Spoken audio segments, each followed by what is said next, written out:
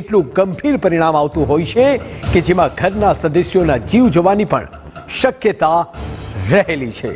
પરિવારમાં ઘરકંકાસ પરિવારને પીંખી નાખતો હોય છે। આવો જે ઘરકંકાસનો વરવો કિસ્સો પ્રકાશમાં આવ્યો દાહોદમાં, જ્યાં એક એવી ક્રાઇમની ઘટના બની જેને જાણી સૌ કોઈ ચોંકી ગયા। તો જોઈએ હચમચી જવાય તેવી ક્રાઇમની ઘટના દાહોદના આ ક્રાઇમ રિપોર્ટમાં।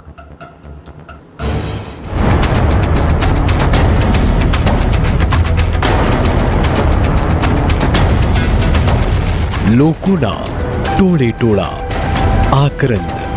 એક માતા હાથ જોડી રડતા રડતા દીકરીને ન્યાય પામવાની વાત કરી રહી છે।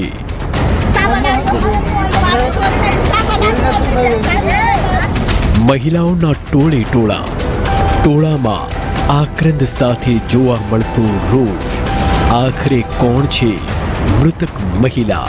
કઈ રીતે મહિલાનું થયું મોત? તો સાંભળો હચમચી જવાય તેવી આ કતલની કહાની। સંબંધોમાં રેડાયો લોહી, હચમચાવી દે તેવી ક્રાઇમની ઘટના। એક રાત્રિ બની કાળ રાત્રિ।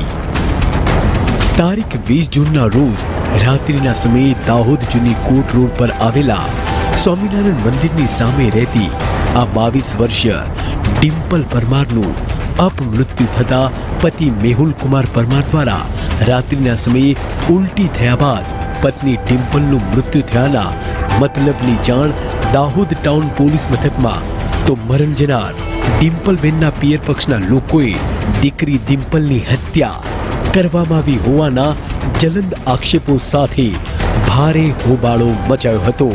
આ સમયે સ્થિતિની ગંભીરતાને પારખી જઈ જિલ્લા પોલીસ વડાની સૂચનાથી દાહોદનો નાનો ડબગરવાસ પોલીસ છાવણીમાં ફેરવાઈ ગયો હતો અને પતિ મેહુલ પરમારના ઘર આગળ પણ ચાપતો પોલીસ બંદોબસ્ત ગોઠવી દેવામાં આવ્યો હતો। તે વખતે દાહોદ ટાઉન એ ડિવિઝન પોલીસ મથકે પ્રાથમિક તબક્કે આકસ્મિક મોતના ગુનાના કાગળિયા પર મૃતક ડિમ્પલબેનની લાશને ઝાયડસ હોસ્પિટલ ખાતે પોસ્ટમોર્ટમ માટે મોકલી આપી। પણ જ્યારે ડિમ્પલના મોતનો પીએમ રિપોર્ટ આવ્યો તો સૌ કોઈ ચોંકી ગયા।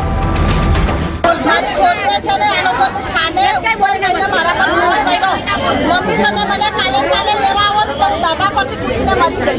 બીજા દિવસ મેં મારા આદમીને અને મારા છોરાને લેવા મોકલો। મેં કીધું જો લઈ આવો એમ કરીને લેવા આવ્યા। એના હારા એના પપ્પાનો હાથ જોડથી પકડી રાખ્યો। મારા છોરાને અંદર ઉચકીને લઈ ગયો। મારી છોરીને બોલવા ના દે, મારી છોરીને બોલવા ના દે કે જા એનો હારો મારવા ઉઠ્યો। એના બાપને બધા દેખી એનો હારો મારવા ઉઠ્યો। કે ડબગરવાસમાં રહેતી એક મહિલા જેનું નામ ડિમ્પલબેન છે, એની ઉંમર 22 વર્ષ આસપાસ છે। એમનું ડેથ થયું છે અને એમની બોડીને ઝાયડસ ખાતે લાવવામાં આવેલી છે। જે અન્વયે એ ડિવિઝનના પીઆઈ શ્રી પઢિયાર અને એમની ટીમ તાત્કાલિક ત્યાં પહોંચી ગયેલી અને તપાસ કરેલી। તો એ મરણજના બેન છે, એમના શરીર ઉપર પ્રાથમિક દ્રષ્ટિએ ગાલના ભાગે તથા ઓઠના ભાગે અને અલગ અલગ જગ્યાએ અમુક ચક્કામાં અમુક નાની માઇનોર ઇન્જરીઓ હોવાનું પ્રથમ દ્રષ્ટિએ જણાઈ આવેલ। જેથી આ બનાવ થોડો શંકાસ્પદ લાગતા ઈડીની જાહેરાત લઈ ડૉક્ટર દ્વારા પેનલ પીએમ કરવામાં આવેલું અને પેનલ પીએમ કરી આગળ શું થઈ શકે એ માટે તપાસ હાથ ધરવામાં આવેલી। આ દરમિયાન જે મરણજના બેન છે એમના ઘરની આસપાસના સીસીટીવી કેમેરાઓ, એમના પતિ, એમના પરિવારના લોકોની મૂવમેન્ટ, એમના પિયર પક્ષ લોકોનો જવાબો, આ તમામ બાબતો ધ્યાનમાં લેતા આ બનાવ પ્રથમ દ્રષ્ટિએ શંકાસ્પદ હોય અને કંઈક ગુનાહિત બન્યું હોય એવું જણાય આવેલ। આ દરમિયાન જિલ્લાના પોલીસ વડા શ્રી ડૉક્ટર રાજીવસિંહ ઝાલા સાહેબના માર્ગદર્શન હેઠળ અમુક ટેકનિકલ માહિતીઓ અને ટેકનાઇસિસ પણ કરવામાં આવેલું। પતિએ જ એક્સપાયરી ડેટની દવાઓનો ભૂક્કો કરી દૂધમાં નાખી બળજબરીથી પીવડાવી। દૂધ પીવાના કારણે પત્નીનું મોત।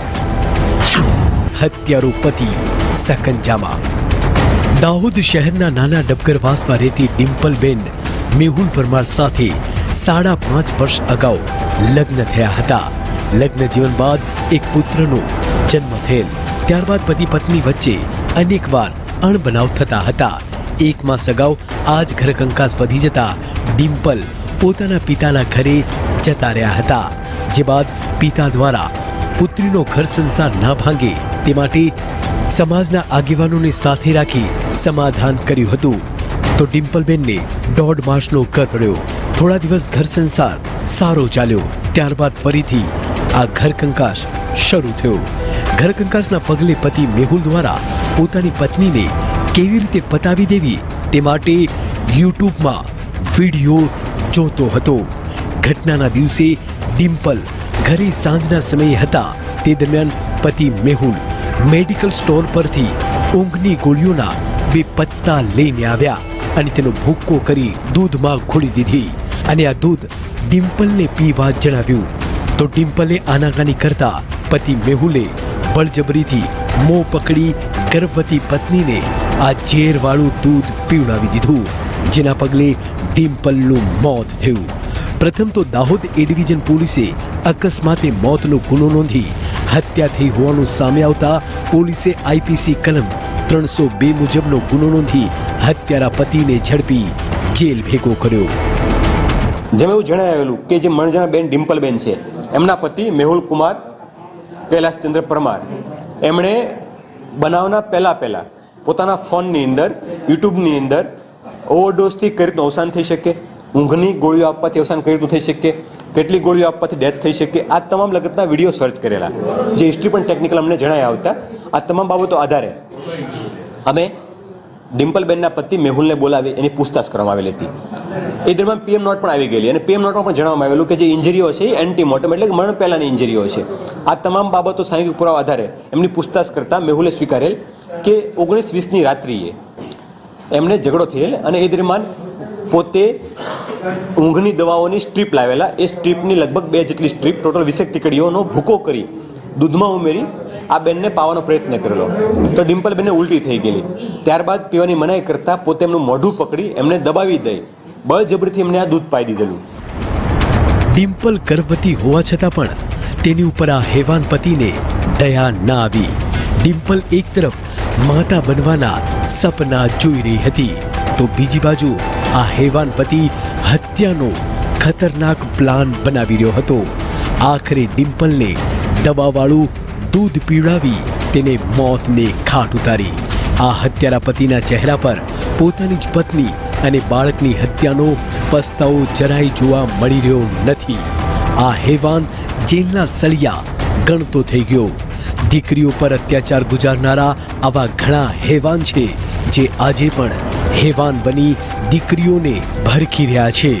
ત્યારે જરૂર છે આવા ગુનેગારોને સમયસર જેલ ભેગા કરવાની. જો સમય પર પોલીસ ફરિયાદ કરવામાં આવે તો આવા ગુનેગારોને યોગ્ય પાઠ ભણાવવામાં આવી શકે છે. Pritesh Panchal, crime watch, Dahod.